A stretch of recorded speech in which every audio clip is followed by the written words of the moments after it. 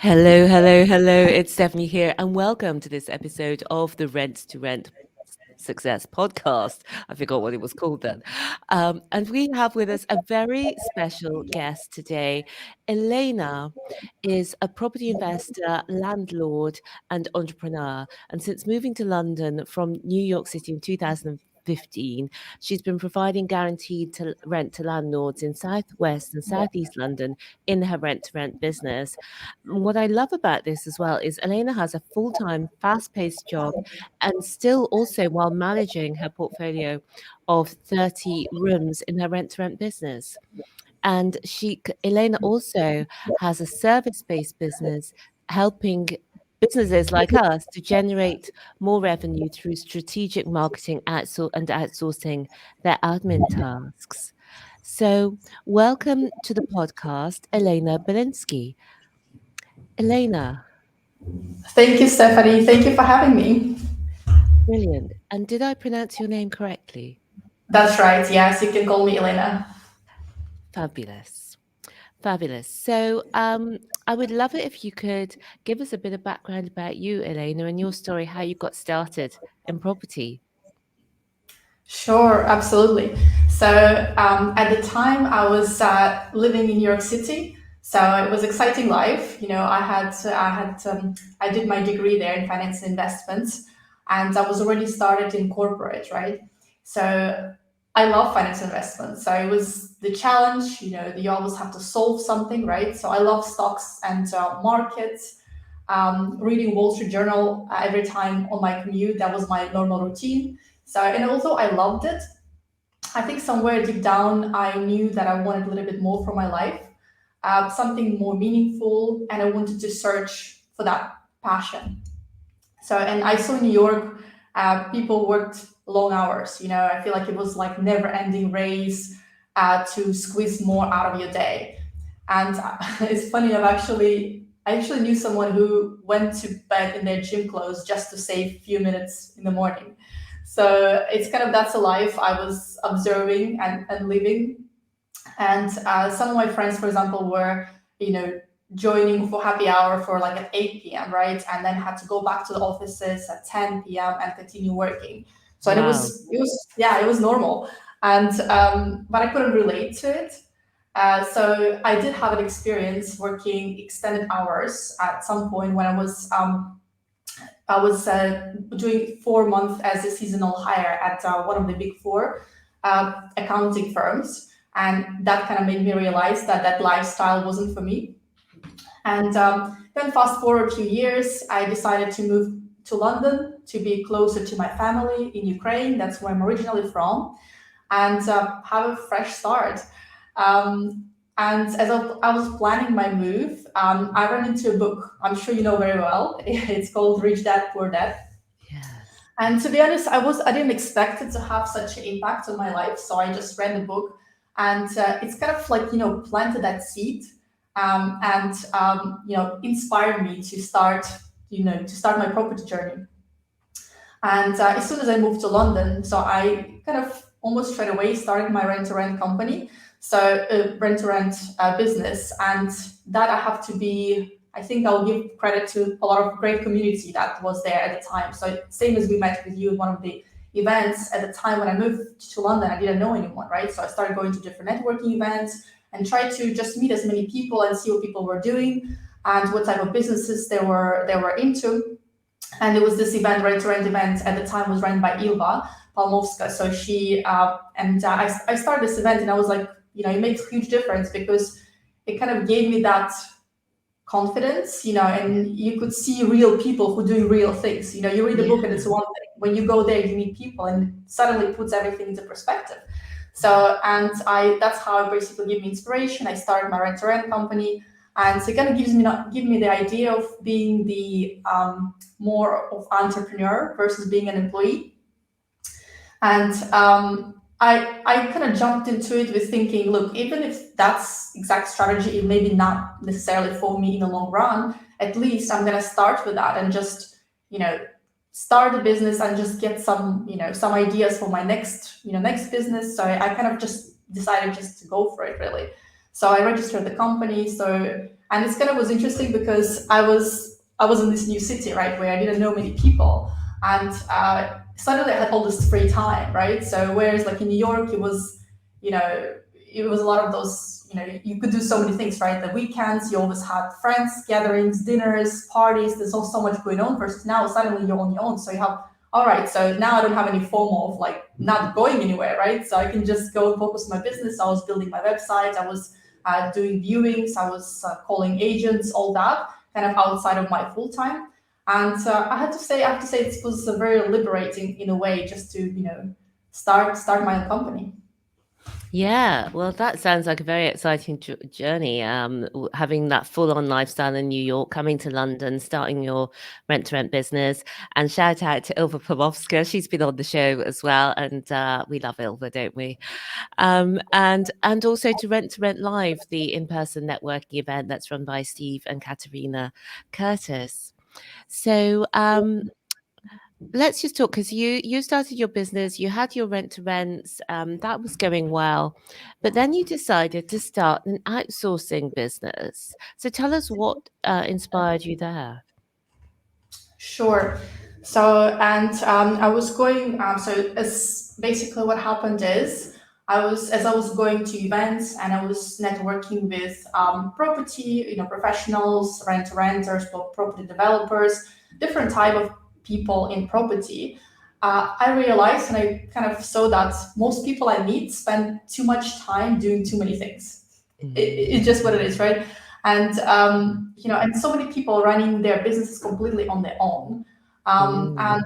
it's as we know that, especially now, we feel like when the economy goes a bit more into recession, so people are feeling overworked, overwhelmed, having less time with their family.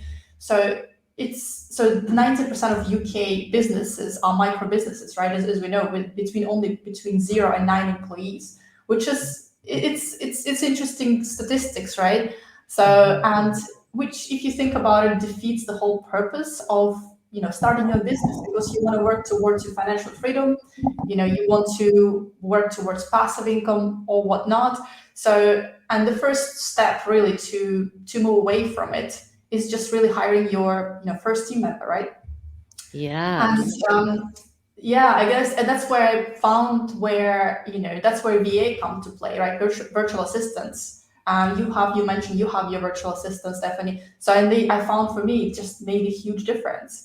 And I found that most renters or property professionals, they either don't use VA, they don't know how to use VA effectively, or they wait too long before hiring one.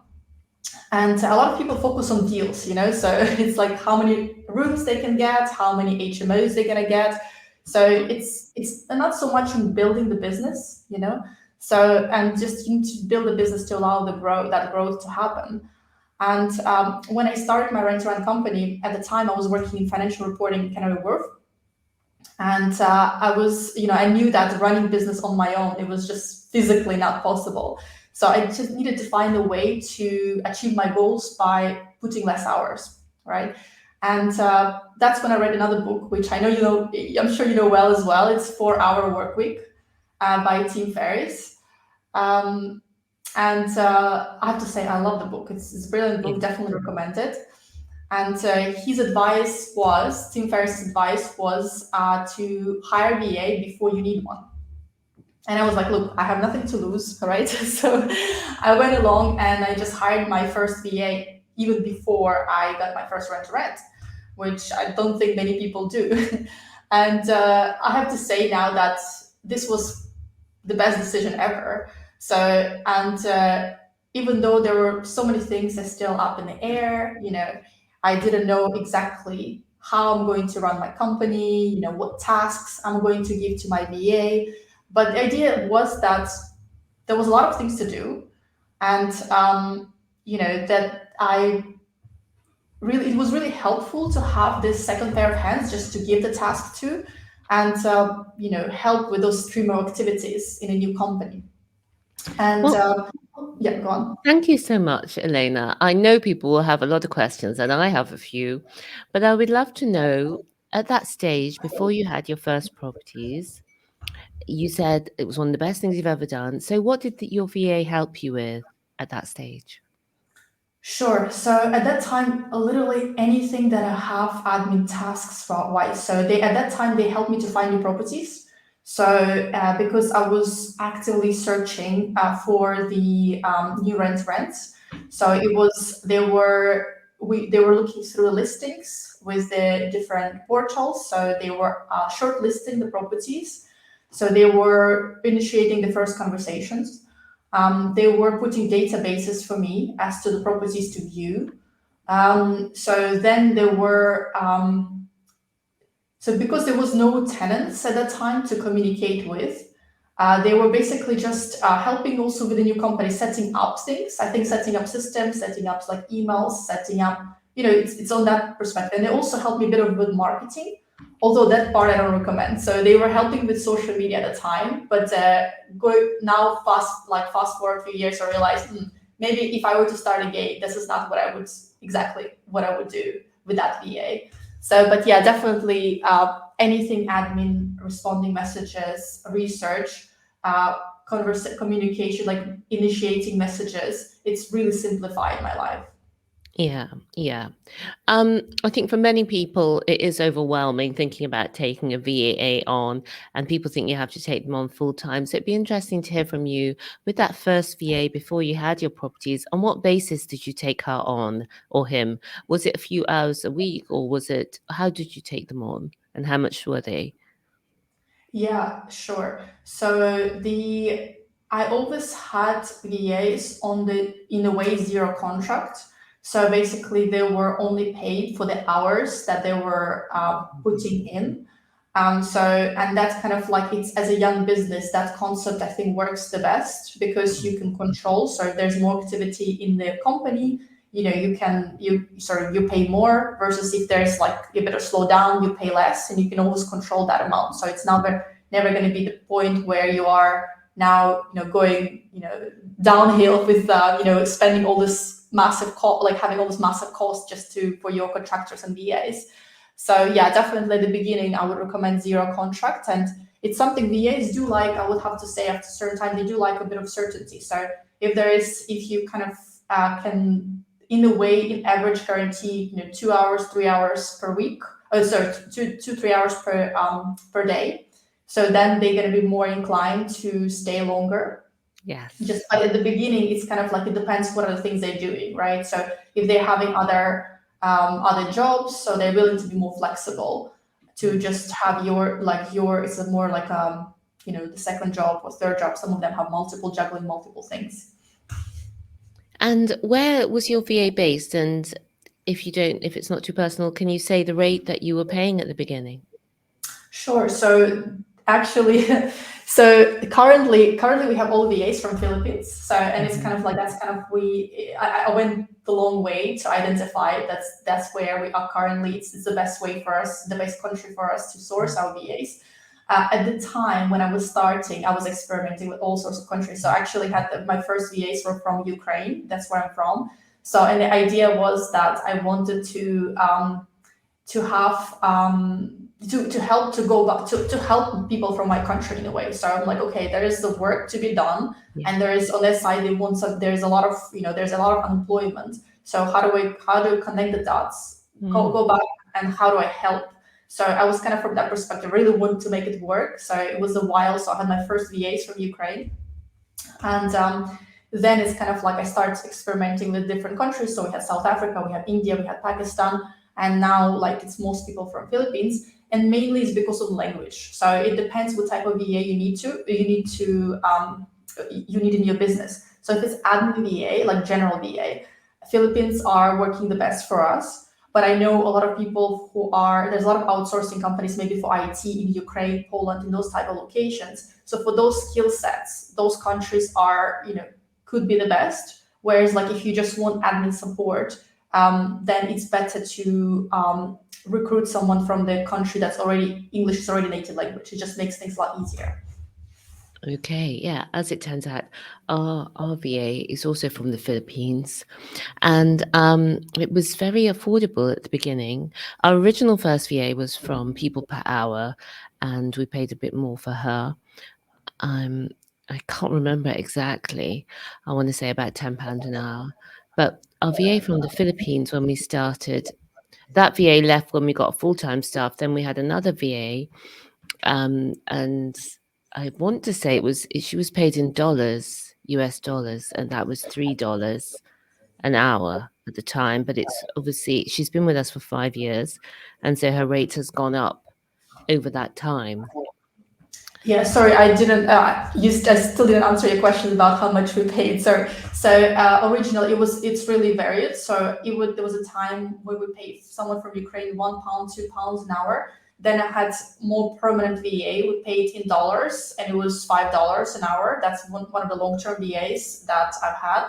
And then recently, right now, we are more in the range of £3, £4 for between £3 to £5, because in this range, that's where we get we think we create the conditions for VAs to stay more long term, so they don't have to be searching for something more high paid. So Mhm. it's kind of like, again, you try to get people still, some people still paying like £2 an hour, or but like you pay £2 an hour, you're getting £2 results, so it's kind of like, I think it's worth paying a little bit more, but this way it expands, just you have a bit larger pool of high quality candidates. And to us, so we do put a range usually in our ads. So usually the range we do put between 3 to 5, £3 to £6, and we see who we can find within that range. And then we see who we really like from there, based on skill sets, based on the assessments, and then we do negotiation with them and just seeing what makes sense for them based on what they already been making and what they're expecting. So, but yeah, I think currently between £3 to £6, that would be a good rate. Yeah.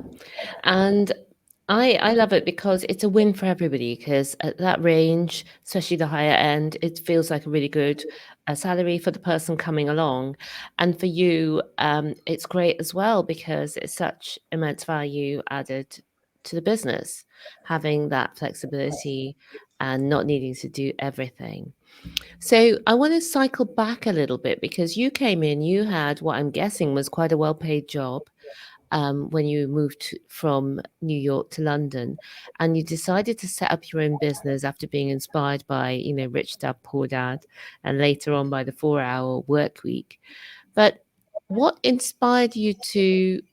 What I mean is, what advice would you give to other people setting up a rent to rent business? Because a lot of people might be in the similar situation, that they are in a job, um, but they want to set up a rent to rent business and they just haven't started yet. They haven't made that plunge. What made you take that plunge? I think it just comes. I think it's just you have to have enough reasons. So you have to have your own reasons. You have to have your why. You have to know, why it is important for you. So everybody have their own why, and everybody have their own reasons for starting to do something different, right? So, and it's either financial freedom that they're looking for, or is it more flexibility in their lives. So it has to be something that sparked them in a way. It has to be something, it's kind of like, I feel like the person has to be already ready in a way, like, to take that leap, right? So something, maybe they're not satisfied with their full-time job, like they're not happy, they're thinking that maybe not reaching their full potential, or they're plateaued in their growth. So it has to be something there that they're feeling like, look, it's, I want to do more with my life, right? Or some people may be thinking, oh, I want to have a family, so I want to have more flexibility in my life. So how do I make it happen? So what type of business I can start? What the thing that I can do to, you know, to make that happen? So yeah, it has to be something within them that sparks them. So it has to be some kind of inspiration, because you can kind of, in a way, you can't. I have still plenty of people who are doing their jobs. So, and there's no way I can sort of uh, get them to be inspired to do their own thing, because they're happy as they are. They like the comfort, they like the consistency, whatever it is. But people who are entrepreneurial, who always wanted it, and something spark them, so then it's just really easy, because then all they need just to figure out different ways and try different things and see which one is for them.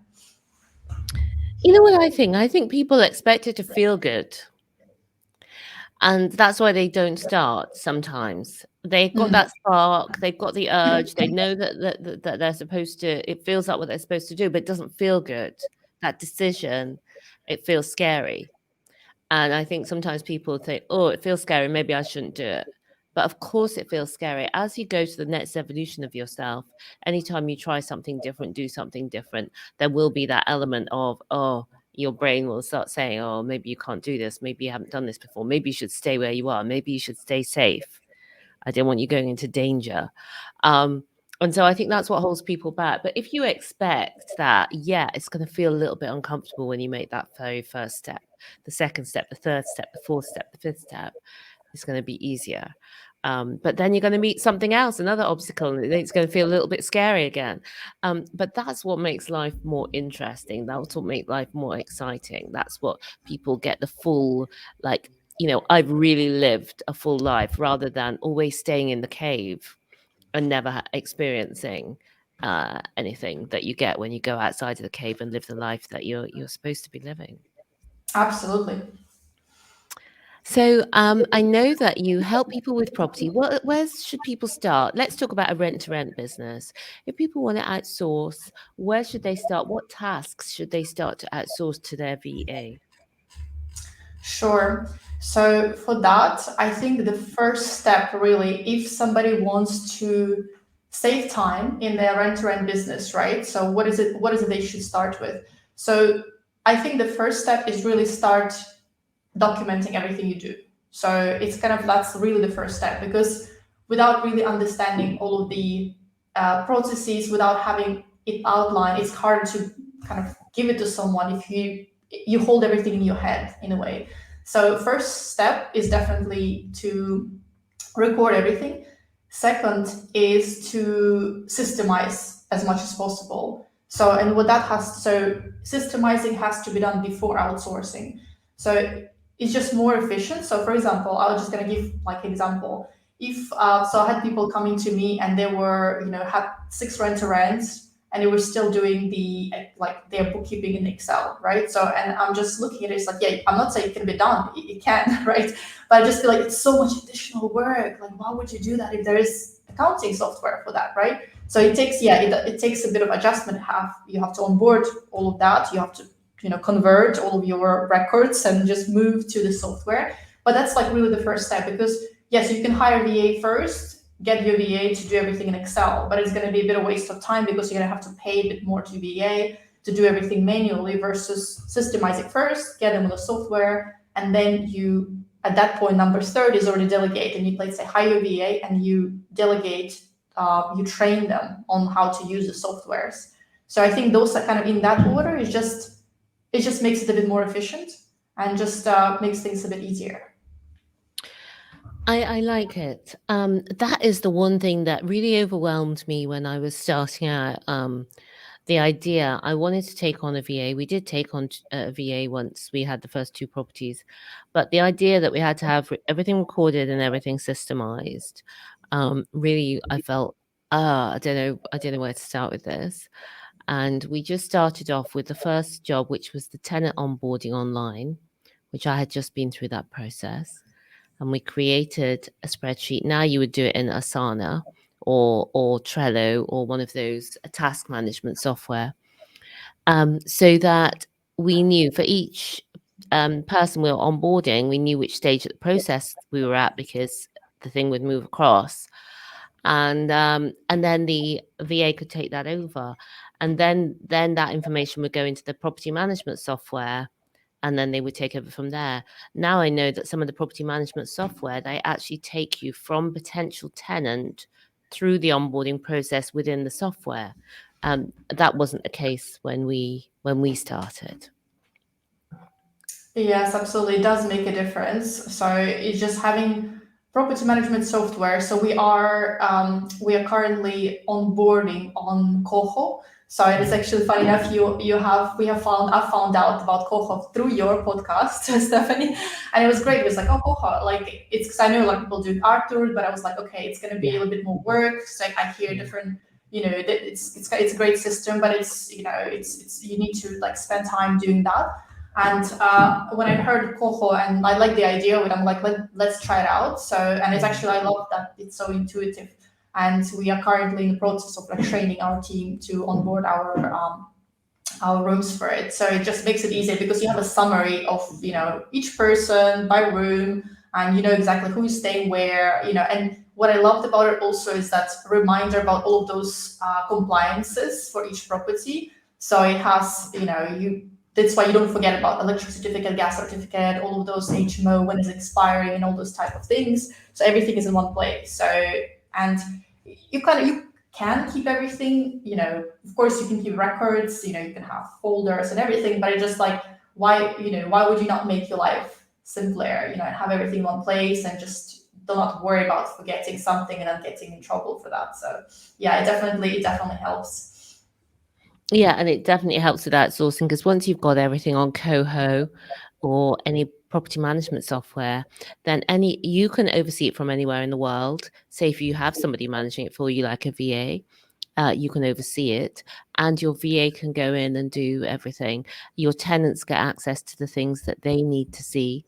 There's a way for your tenants to put on there about maintenance. So all the maintenance issues, resolutions, and everything is all tracked in that one place. So I just absolutely love property management software. And I think, why would you even try to do it without it? Because it's so affordable as well. That's the other piece of the puzzle. Absolutely, yes. Yeah. Yeah. Um, and I'm so pleased that you've tried you've did you say, are you moving from Arthur to Coho? No, we never started Arthur, so it's we are just starting from scratch, which Oh, right. I know Okay. makes a lot a lot easier. So we used to Yeah. have just so I would say again for renters, it depends. So you can have everything in Excel. You can easily, because I mean my background is in Excel. I was in reporting. I was dealing with a lot of databases. So Excel for me, it's normal to have everything, everything in Excel. It can be done, but it's just, yeah, it's a lot easier just to have software for it. Wow. So you've been So doing it for 7 years in Excel? pretty much.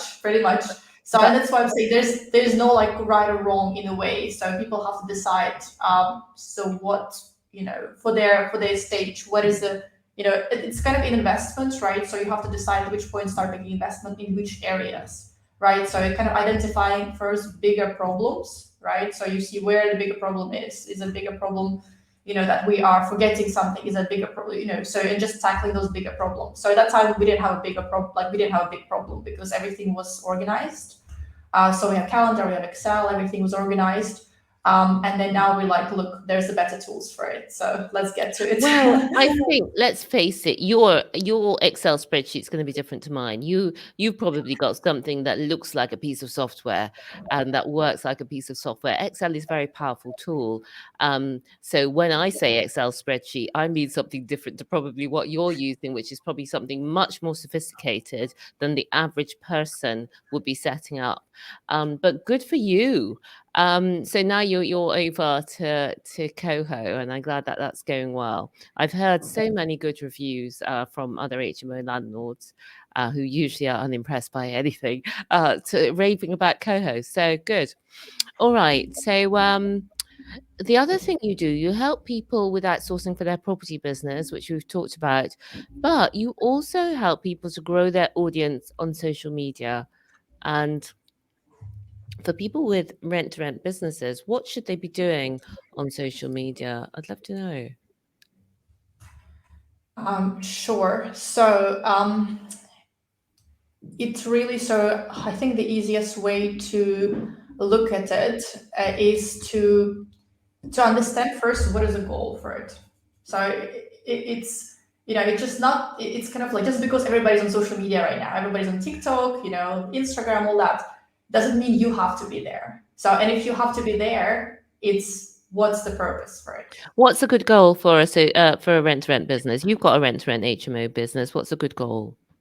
So for rent to rent business, it's two goals that you may have, right? So I would say main kind of goals that I think that I would have, and I think a lot of people may find it similar for them as well. So one is, it's a brand awareness and credibility and professionalism, right? Mhm. So for that, so it's basically, you want to build yourself up and appear as a professional big business, right? So, and for that, let's say if you're dealing with any agents, landlords, they want to be able to search for you and find all of your, social media, everything there. You can see they're active there. It gives you credibility, gives you that idea that you are, you're out there, right? So it shows the old picture of the properties, means you have a lot of business going on. So it's really, it really makes a difference, right? Versus they put your name, you put your company name, and there's like nothing comes up, right? So from that perspective, yes, so definitely like growing its credibility, professionalism. And the second reason here could be it's more like over next level, a next stage is to grow your business and getting new clients through social media, right? So it's kind of like maybe before that also is the audience. So it's again growing the credibility. Second, maybe growing the audience. So then the more people you have in your audience, the more people you reach out and you develop that, those groups of people who one day is going to do business with you, right? And number three, it's more of lead generation. So there's different ways to lead generate and getting new clients for social media. And for that, it's a bit more. So for rent to rent, people currently using different ways. So they are doing, the agents, the landlords, letters, direct messages. So there's so many different things you can do to do lead generation. So if you do those things and they're working for you, maybe you don't necessarily have to go to social media. But if you figure a way to do it with social media and it's going to be the least effort, if you can find it with the most cost efficient way, the least effort, then you could be maybe the only source for it, right? So it really depends on the goal. Yeah, and you help people with social media as well. Yes.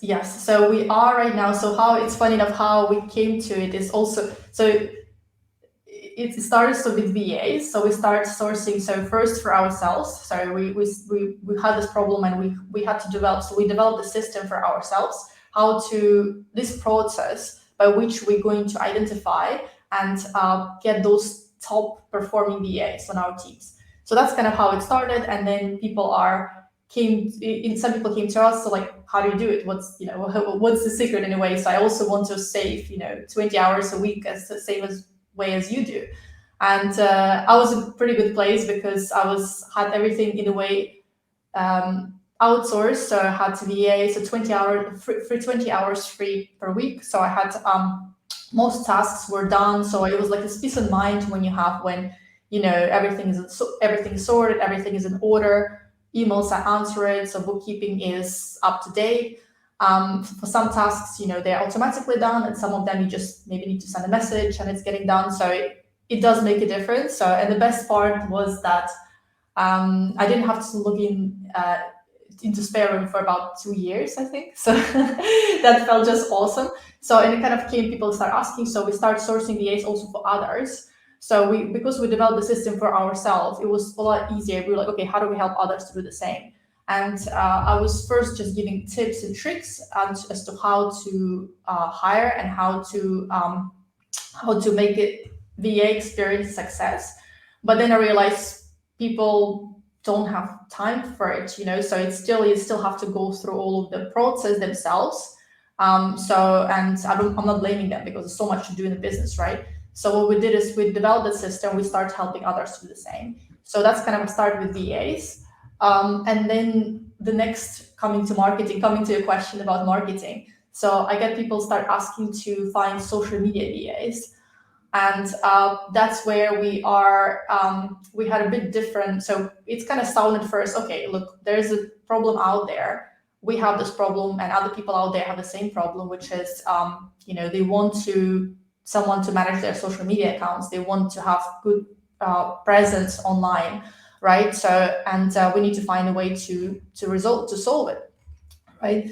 and that where we realize the marketing is more complex, so and not less straightforward as admin and bookkeeping, because with admin, for example, and bookkeeping, it's kind of like, you have those people with that skill set. They need to be organized. They have to have good work ethics, good English, and this type of things. Versus when you are looking for someone to do your marketing, there's all those different skill sets come into play, right? So we have to, so a person, let's say, Stefan, you want to do marketing for your new business, right? So you want someone to manage your social media account. So you would need to be, social media manager and strategist yourself. You need to be a content creator. You need to be a graphic designer. You have to be video editor. You have to be a copywriter. So, and it's kind of like it's a lot there, right? So, and that's why we developed this team. So it's more of a cohesive team, right? And that team, so we have all the skills covered. And on top of that, we also have a local person that knows the market, because that's important, right? So there's a lot of social media companies out there, but they say, oh yeah, we can do it, for $99. There's a lot of them out there, but do they really understand what you're trying to do? Do they really know what your goal is? And are they going to market yourself as you would, market you as you would market yourself, right? So that's why local presence is very important. And of course, ideally, also knowing about a bit of in the industry, right? Property, if it's property, or is it whatever type of coaching, maybe different type of coaching it is. So just knowing a bit more about that topic, local presence, and plus all of those skill sets combined in one. So when you say local presence, you mean somebody in the UK? Is that what you mean? Yes. So someone who's somebody who will understand the local, let's say in the UK. So if we're doing it for the UK client, yes. So somebody with a local presence who would put everything together and do like final reviews. And I would say this person needs to do two things. One, doing the strategy at first. So they develop the overall strategy at the beginning. And then in the end, they're going to do all the final reviews to make sure it's in line to what's, with what's happening right now. So yeah, it's a little bit more out there, but basically we have that already. We figured it out for us, and we're doing it for other people as well. So because we have a team now that we develop the strategy, we generate ideas, create content, and basically manage social media on their behalf. And that's great to have someone who really understands rent to rent doing that for you as a rent to rent business. And it's very exciting that I know that you're also offering a free social media audit to any of our listeners today. Yes. So I do have two freebies. Should I go through both? Yeah. Well, let's talk about the social media audit first, so that doesn't get lost. Sure. So social media audits. So basically, for the listeners of this podcast, especially, so we offer the free social media audit of one of your social media channels. Basically, we're gonna look into your channel. We're gonna highlight all of the things that's being done right now. We will sort of analyze and look how things are looking, and we will give you the suggestions for improvement. Brilliant. And they can get that by going to your Instagram, which is London Suitables Outsourcing. That's right. Yes. At London So Suitables Outsourcing. Yeah. So I think for that one, the easiest really, if just direct messaging, and we will send you the booking link or the link how to get it, our freebies. Amazing. So just message on that. And we've got the other one that I know people are going to love as well, because people never know what to put on these, what to give to their VA the first time. So it's 100 tasks to delegate to your VA. That's right. Yes. So people are struggling. Sometimes they ask me, so what do I give them? You also asked me the question. So if you don't have properties, so what do you get? What can you get your VA to do, right? And so they just gives you a lot of ideas. So, and it just kind of puts things. So some people who never worked with VA, it's really just puts things in the perspective, gives them ideas as to what they can possibly outsource. But I have to say, on top of that, it will be just depending on your VA. So usually I would have the tasks in mind that I already know that need to be done in the business, in rent-to-rent business. But on top of that, I would look also just test the VAs to different skills. And I just see some VAs are also good, maybe, they could be good on more communication, so they can do maybe some phone calling. Some of them are better with maybe with marketing, some graphic design. So I kind of also test them a little bit and see what they're good at, right? And then I just give them more of that as well. So the basics are the foundation. They still need to do what needs to be done for your business. But I'm also kind of looking at individual case by case and see, what things I can give them, which they're gonna enjoy as well. That's brilliant. So, if you want the free social media audit, or if you want 100 tasks to give to your VAs, then go to Instagram at London Suitables Outsourcing, and Elena will message you. Message Elena, and Elena will send you. So, Elena, it's been amazing having you on and all the goodness that you provide us with today. Is there anything else you'd like to share before we close? No, first of all, yeah, thank you very much for inviting me for this podcast. It was really good to be here, be able to share my experiences. And I think to close this, I would just say, just to summarize everything we spoke about today in a short way, is so now we're getting towards the close of the year, which is pretty insane because I feel like the year just started, but we're already coming close to Yeah. 2022. And so I think this there would be so if you want more business in 2023, there's two things that you want to consider doing. So first is systemizing outsource as early as you can, right? So systemizing would actually can help you to make money, not just deals. So if you have a good foundation for growing your business and you manage to outsource this task, it's going to give a lot of headspace for bringing new business, right? And so that hire that first VA if you haven't had one, just to even though it's going to be just a couple of hours here and there, but you're going to have that experience of giving the tasks, developing your processes, developing yourself as a leader as well. So it's really good when you are just starting your team, so you can sort of practice and try it, and then so lay the foundation for building your team. Yeah. So that's first. And number two, it is after that's done, it's building a bigger audience and create relationships, right? So if you, as a result, basically you'll have more clients coming your way, and that's to achieve more revenues and more success. So yeah, I think that's pretty much summarizes it all. Brilliant. Well, congrats to you on, coming here from New York, building your own rent-to-rent business, and then being so successful in outsourcing that you set up a business there to help other businesses, and you're now moving into other property businesses, and you're moving into social media management as well, which sounds so niche to our area. So if you do resonate with what Elena's saying, then do go to Elena's Instagram at London Suitables Outsourcing. We'll put the link below this video if you're listening on the podcast, or if you're watching on the website. So go and click over that, and then you will be able to get either the free social media audit and or 100 tasks to delegate to your BA. So thank you so much for joining us, Elena. Thank you for being here this week, and for watching and for listening.